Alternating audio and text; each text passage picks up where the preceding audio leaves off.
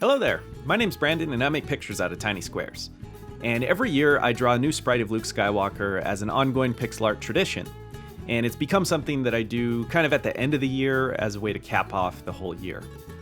This time around, I want to do something that can be representative of my art from this past year.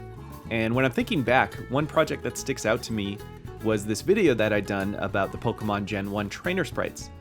The art style of this game has always been so influential to me as a pixel artist, and I think it'll be a nice one to kind of represent this year's Skywalker sprite.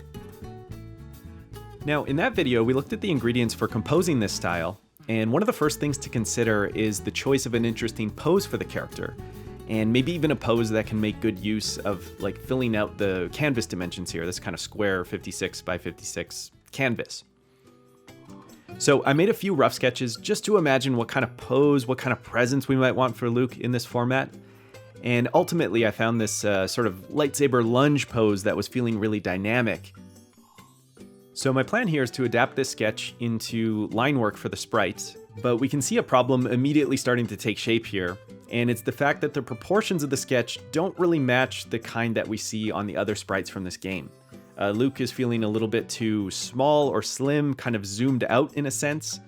So what I'm going to do instead is to just keep that sketch in the background as kind of a loose reference and try to size out a new silhouette that's more in proportion with the other characters here and see if we can still capture that same overall pose. So I'm using kind of a thicker brush, which really is just to say more than a 1 pixel size, and kind of blobbing out that same gesture just into these new, thicker proportions. With this silhouette-based workflow, you're creating the detail by painting layers of color on top of the silhouette. So I'm starting this by placing in this blue tone to kind of like discover the position of the arms and the legs that are within that silhouette. As far as the actual color blocking logic, I'm going to have Luke in his black tunic. And there's something interesting to consider here when tackling characters that have black clothing in this Gen 1 style. So what we tend to see is that if a character's clothing, let's say, uses the blue as the base tone, that gets stepped up into the orange as these like highlight patches on top of that. But when it comes to characters in predominantly black clothing, we don't really see that same logic. We don't see it step up into the blue tone as these highlight patches. And instead, they're just sort of left entirely silhouetted in that black. Which, like, don't get me wrong, it's a cool look. It looks good for characters like Giovanni and whatnot. But it feels to me like there's room in this color logic to account for placing blue highlight patches on top of black clothing. So I realize I'm kind of breaking protocol by doing this, but I'm just sort of way too curious to see how this is going to end up looking against the rest.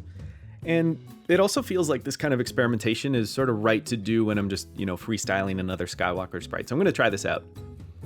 And you can see it kind of breaks up the color blocking in a nice way. We've got the black and blue for the outfit, the orange for the hair, and then white for the face, with some highlights and shading where it feels appropriate.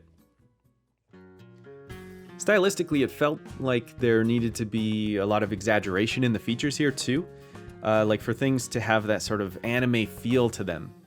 And it may seem trivial what I'm about to explain, but one of the most important things that took some careful engineering on my part here was just figuring out this inflection to that outer curve of the arm.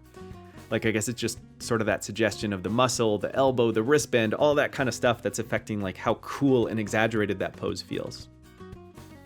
And then what I'm doing here is also upgrading the hair and trying to bring a bit more like spiky patches to it and kind of giving it like a windswept feel, again, just in that pursuit of like exaggeration and anime style. And finally, we'll finish this off by adding some manual anti-aliasing around the silhouette. This is sort of a core feature of this style. And mainly when I'm doing this, I'm looking out for areas that I feel can just use a little bit of softening, a bit of a transition, or maybe just a suggestion of an extra bit of fabric or like wispiness for the hair, that kind of thing. But honestly, sometimes too with this, I'll just experiment, kind of dotting it around in different places, not quite randomly, but I hope you know what I mean, just sort of trying it out, seeing what looks good. Sometimes you kind of do randomly happen into some finer details there. So it's a thing that's just worth experimenting and getting a feel for that particular design. So with that coming together, let's take a look at the finalized Pokemon trainer Luke for this year's Skywalker sprite.